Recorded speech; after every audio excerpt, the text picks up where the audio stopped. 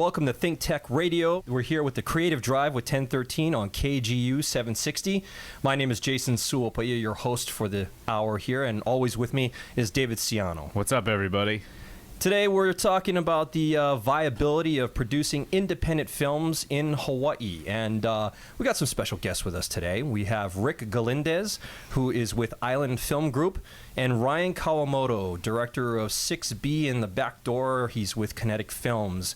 Welcome, you guys. Thanks for joining us here at the Creative Drive. I appreciate you guys taking time out to be here. Could you just, I've done the general intro, but Rick, why don't you start off telling us who you are and what you do? My name is Rick Galindez. I am one of the co-founders of Island Film Group, local feature and independent film company. We started in 2007, got into this from more of the financing and corporate structuring of when in 2004, and we had all the TV series here, filming pilots, and then ultimately series represented most of those studios. And so since 2007, we've been trying to make a living doing this and trying to keep from like going to med school or something like that as another career. All right, Ryan, why don't you tell us a little bit about yourself there? Oh, my background is as a commercial director. I'm sure some of your listeners out there have probably seen our work. I'm with Kinetic Productions, and we have a sister company called Kinetic Films. We do creative projects. Most notably, we started out doing DVDs for Augie T, comedy shows and whatnot.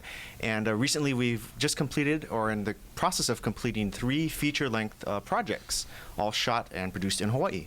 For some of the people like me, or not as up on the film industry, Act 221. What is Act 221? Act 221 was an investment tax credit which mitigated the risks for investors to invest in and all sorts of companies. It was high-tech companies as well as film and TV projects. And that really allowed investors to say, look, I'll put $1 into this movie. I'm going to get $1 state tax credit over 5 years.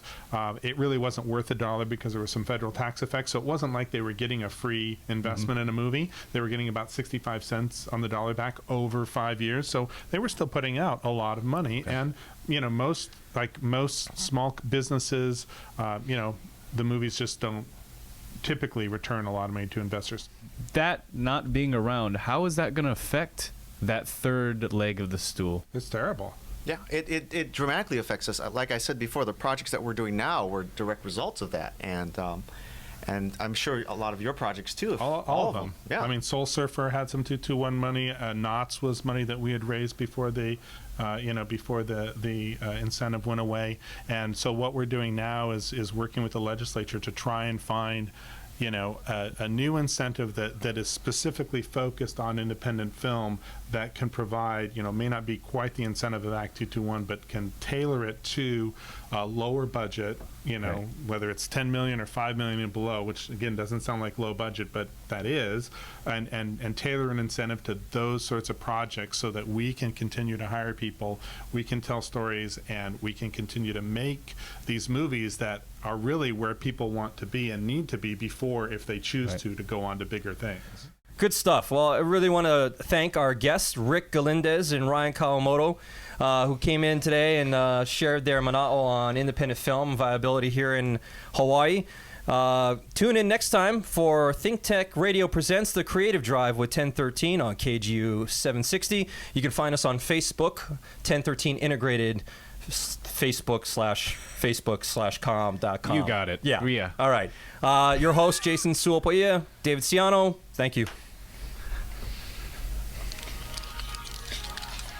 Thanks, guys.